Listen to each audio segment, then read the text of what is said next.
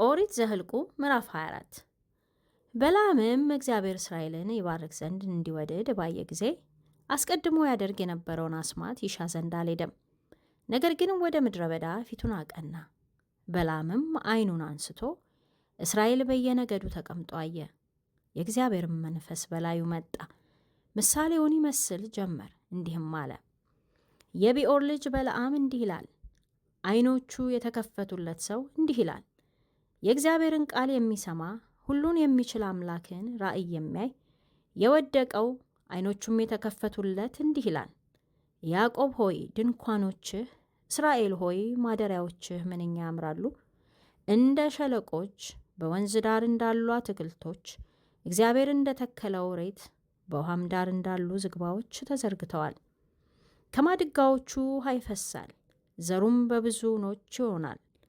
ንጉሥም ከአጋግ ይልቅ ከፍ ከፍ ይላል፣ መንግሥቱም ይከበራል። እግዚአብሔርም ከግብፅ አውጥቶታል፣ ጉልበቱ አንድ ቀንድ እንዳለው ነው። ጠላቶቹን አሕዛብን ይበላል፣ አጥንቶቻቸውንም ይሰባብራል፣ በፍላጾቹም ይወጋቸዋል።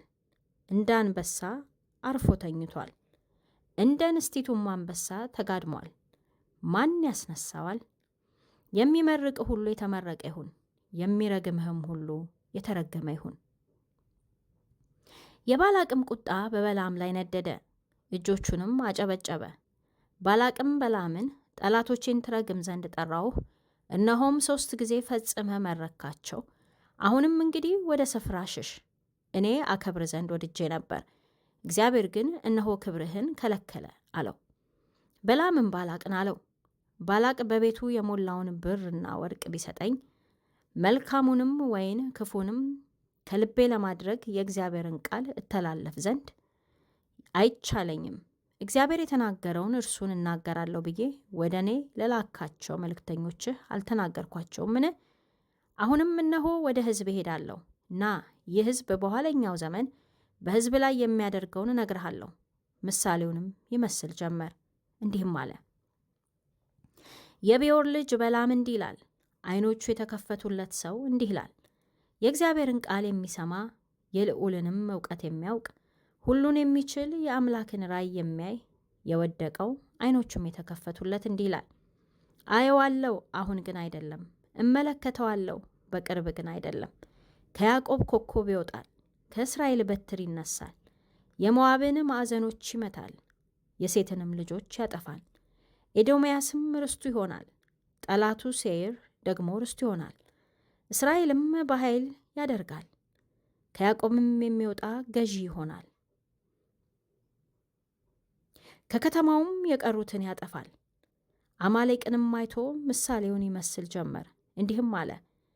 አማሌቅ የአሕዛብ አለቃ ነበር፣ ፍጻሜው ግን ወደ ጥፋት ይመጣል። ቄናውያንንም አይቶ ምሳሌውን ይመስል ጀመር፣ እንዲህም አለ። ማደሪያህ የጸና ነው፣ ጎጆህም በአምባ ላይ ተሰርቷል። ነገር ግን አሦር እስኪማርክህ ድረስ ቄናዊው ለጥፋት ይሆናል። ምሳሌውንም ይመስል ጀመር፣ እንዲህም አለ። እግዚአብሔር ይህን ሲያደርግ አወይ ማን በሕይወት ይኖራል? ከኪቲም ዳርቻ መርከቦች ይመጣሉ፣ አሦርንም ያስጨንቃሉ፣ ኤቦርንም ያስጨንቃሉ፣ እርሱም ደግሞ ወደ ጥፋት ይመጣል። በለዓምም ተነሳ፣ ተመልሶም ወደ ስፍራው ሄደ። ባላቅም ደግሞ መንገዱን ሄደ።